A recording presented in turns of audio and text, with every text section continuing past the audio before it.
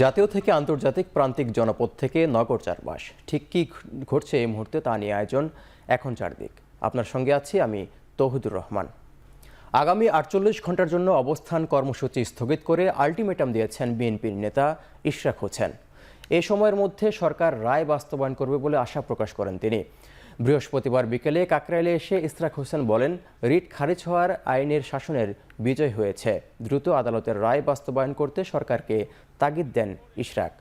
আন্দোলনের কারণে সাময়িক অসুবিধার জন্য জনগণের কাছে ক্ষমা চেয়ে ইশরাক বলেন, সাময়িক সময়ের জন্য আন্দোলন স্থগিত করা হলো। ২৪ থেকে ৪৮ ঘন্টা পর্যবেক্ষণের পর প্রয়োজনে ফের কর্মসূচি হুঁশিয়ারি দেন ইশরাক হোসেন।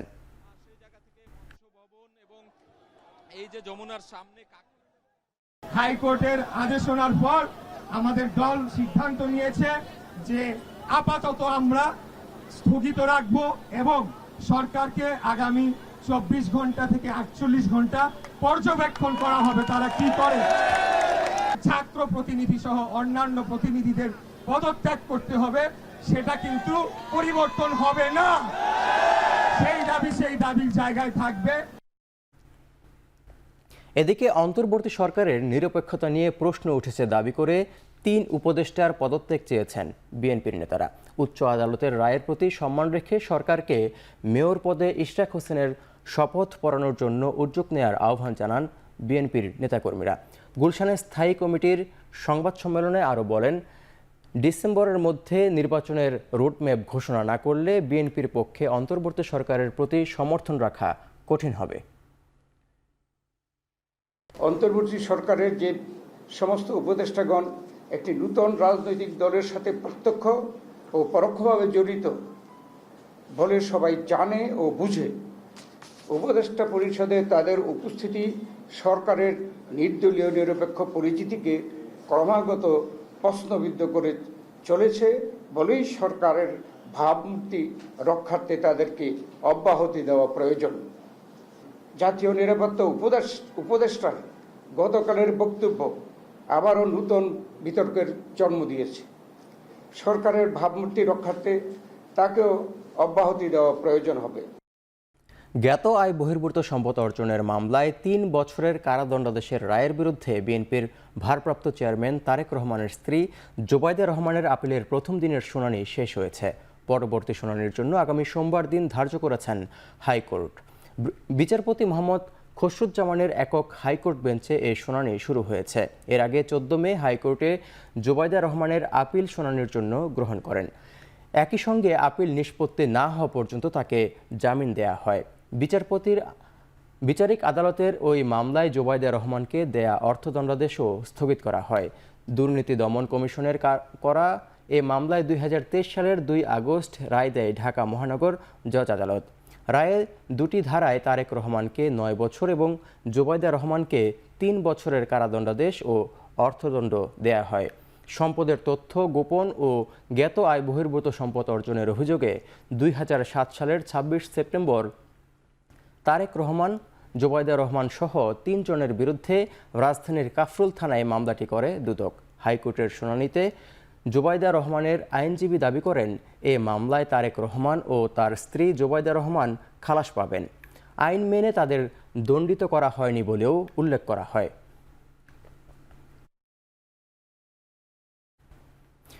শিক্ষকদের আন্দোলনের মুখে এবার পদত্যাগ করেছেন খুলনা প্রকৌশল ও প্রযুক্তি বিশ্ববিদ্যালয়ের অন্তর্বর্তী উপাচার্য অধ্যাপক ডক্টর মোহাম্মদ হযরত আলী। বৃহস্পতিবার দুপুরে পদত্যাগের বিষয়টি জানায় বিশ্ববিদ্যালয় প্রশাসন। সকালে শিক্ষা মন্ত্রণালয়ের পদত্যাগপত্র জমা দেন তিনি। এদিকে শিক্ষক লাঞ্ছনায় প্রতিবাদ ও ভিসির পদত্যাগের দাবিতে দুপুর ১২টার দিকে মানববন্ধন করেন শিক্ষকরা। তাদের অভিযোগ, গত ১৯ মে দাপ্তরিক কাজে বিশ্ববিদ্যালয়ে ছাড়েন তিনি। এরপর থেকে ক্যাম্পাসে প্রবেশ করতে দেখা যায়নি তাকে। অন্যদিকে ছাত্র রাজনীতি নিয়ে সংঘর্ষে শতাধিক আহত হওয়ার পর গত ১৮ ফেব্রুয়ারি থেকে কুয়েটের সব একাডেমিক কার্যক্রম বন্ধ রয়েছে। এর আগে শিক্ষার্থীদের আন্দোলনের মধ্যে দিয়ে পদত্যাগ করেন কুয়েটের সাবেক ভিসি অধ্যাপক ডক্টর মোহাম্মদ মাসুদ। পরে গেল ১ মে অন্তর্বর্তী উপাচার্য হিসেবে নিয়োগ দেওয়া হয় ডক্টর মোহাম্মদ হযরত আলীকে।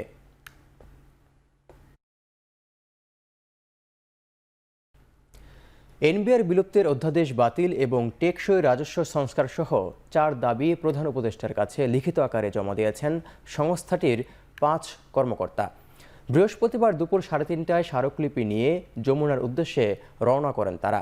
এর আগে দাবি আদায়ের লাগাতার অসহযোগ কর্মসূচি পালন করেছেন সংস্থাটির কর্মকর্তা ও কর্মচারীদের সংগঠন এনবিআর ঐক্য পরিষদ। দাবি আদায় না হলে এই কর্মসূচি চালিয়ে যাওয়া হবে বলে জানায় তারা। এছাড়া আগামী শনিবার থেকে কাস্টমস হাউস ও ল্যান্ড কাস্টমস স্টেশন ছাড়া সব ধরনের ট্যাক্স, কাস্টমস ও ভ্যাট অফিসে পূর্ণাঙ্গ কর্মবিরতি কর্মসূচি ঘোষণা করা হয়েছে। এ সময়ের মধ্যে দাবি পূরণ না হলে আগামী 26 মে থেকে রপ্তানি ও যাত্রী সেবা ছাড়া সব ধরনের কার্যক্রমে পূর্ণ কর্মবিরতির ঘোষণা দিয়েছেন কর্মকর্তারা।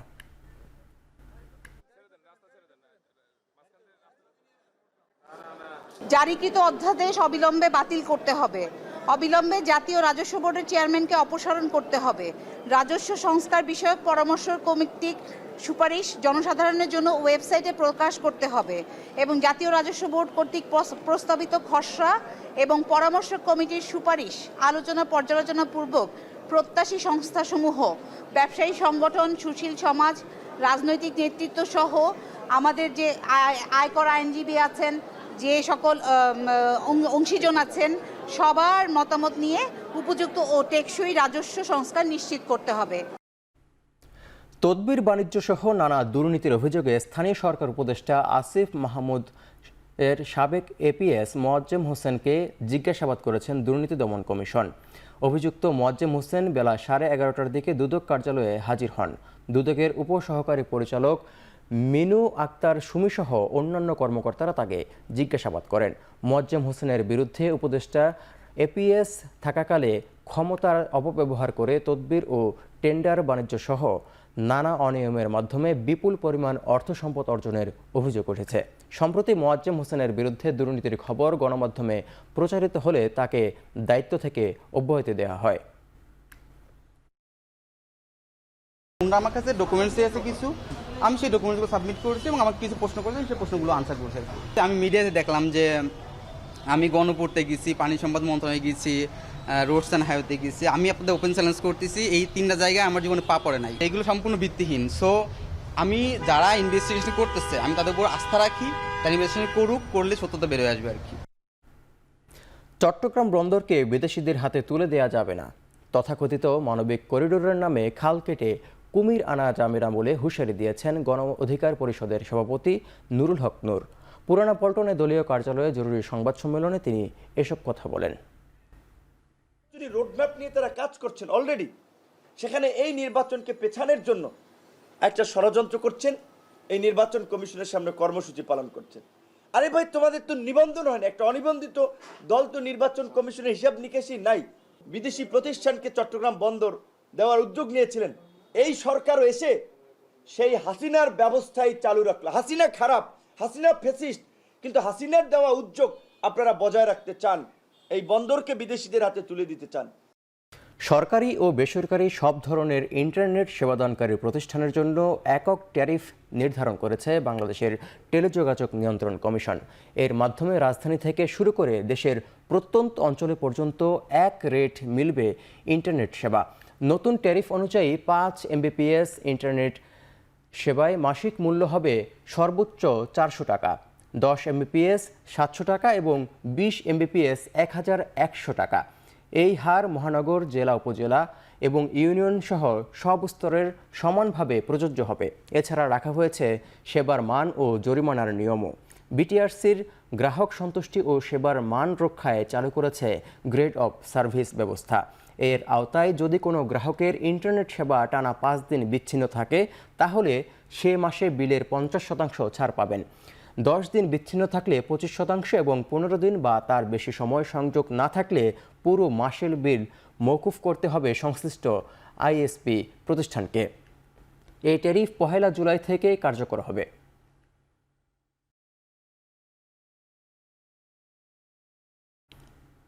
সাভারে অবৈধ আবাসন কোম্পানি রেলিট সিটি অভিযান চালিয়ে অবৈধ স্থাপনা, বিলবোর্ড গুঁড়িয়ে দিয়েছে রাজুক। একই সঙ্গে প্রতিষ্ঠানটির এক পরিচালককে 10 লাখ টাকা জরিমানা করা হয়। অনাদায়ে 1 মাসের কারাদণ্ড দিয়েছেন ভ্রাম্যমাণ আদালত। বৃহস্পতিবার দুপুরে উপজেলার কমলাপুর এলাকায় নির্বাহী ম্যাজিস্ট্রেট লিটন সরকারের নেতৃত্বে অভিযান চালায় রাজধানীর উন্নয়ন কর্তৃপক্ষ। এ সময় 10 গ্রামের 8,251 বিঘা জমির মধ্যে লাগানো অবৈধ সাইনবোর্ড উচ্ছেদ করা হয়। একই সঙ্গে রেলিক সিটির ভাড়া নেওয়া অফিসও সিলগালা করা হয়, বিচ্ছিন্ন করা হয় বৈদ্যুতিক সংযোগও। রেলিক সিটির বিরুদ্ধে অভিযোগ, অবৈধভাবে সাইনবোর্ড ও বিলবোর্ড লাগিয়ে সাভারের 10 গ্রামের 8,251 বিঘা জমি দখলের অভিযোগ স্থানীয়দের। অভিযুক্ত প্রতিষ্ঠানটির পরিচালকও আবাসন প্রকল্পের বৈধতা নেই বলে স্বীকার করেন। পরে তাকে 10 লাখ টাকা জরিমানা, অনাদায়ে 1 মাসের কারাদণ্ড দেন ভ্রাম্যমাণ আদালত।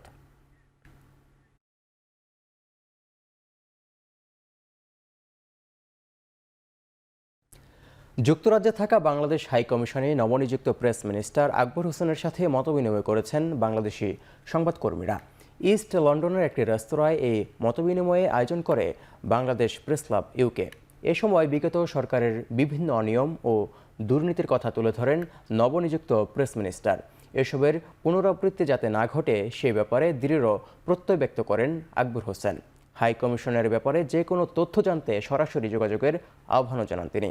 এছাড়াও বাংলাদেশ প্রেস ক্লাব ইউকের আহ্বায়ক শাকির হোসেনের সভাপতিত্বে অনুষ্ঠানে প্রধান অতিথির বক্তব্য রাখেন সাবেক প্রেসিডেন্টের উপদেষ্টা মুখলেসুর রহমান চৌধুরী।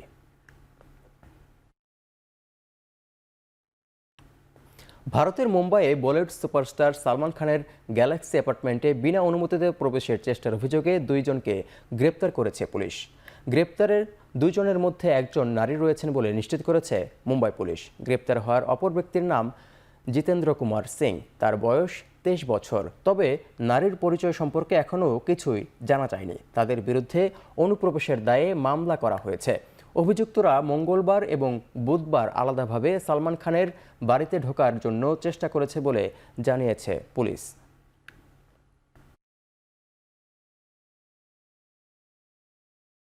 এবার খেলার খবর। ইনজুরির কারণে পাকিস্তান সিরিজের দল থেকে বাদ পড়েছেন সৌম্য সরকার। বাঁহাতি এই ব্যাটারের পরিবর্তে দলে ডাক পেয়েছেন মেহেদী হাসান মিরাজ। সংযুক্ত আরব আমিরাত সিরিজের দলে থাকলেও তিনি ম্যাচেও মাঠে নামতে পারেননি সৌম্য সরকার। পরবর্তীতে বিসিবির থেকে জানানো হয় পিঠের ব্যথার ভুগছেন সৌম্য। আরব আমিরাত সফরের প্রায় পুরোটা জুড়েই ইনজুরি ক্যারি করেছেন তিনি। বিসিবির ফিজিও বাইজিদুল ইসলাম খান ইনজুরি পর্যবেক্ষণ করে জানিয়েছেন সুস্থ হতে 10 থেকে 12 দিন রিহ্যাবিলিটেশনে থাকতে হবে জাতীয় দলের এই ক্রিকেটারকে। অর্থাৎ পাকিস্তান সিরিজে সম্পূর্ণ ফিট সৌম্যকে পাওয়া যাবে না। এই ওপেনারের বদলি হিসেবে দলে ডাক পেয়েছেন লাহোর কালান্দার্সের হয়ে পিএসএলে খেলতে যাওয়া পাকিস্তানের অবস্থান করা মেহেদী হাসান মিরাজ। শেষ করছে এখন চারদিক। এখন টেলিভিশন ওয়েবসাইটে দেখতে ভিজিট করুন www.ekhon.tv। এখন টেলিভিশন ফেসবুকে দেখতে ভিজিট করুন facebook.com/tv.ekhon। ইউটিউবে দেখতে ভিজিট করুন youtube.com/c/ekhon.tv।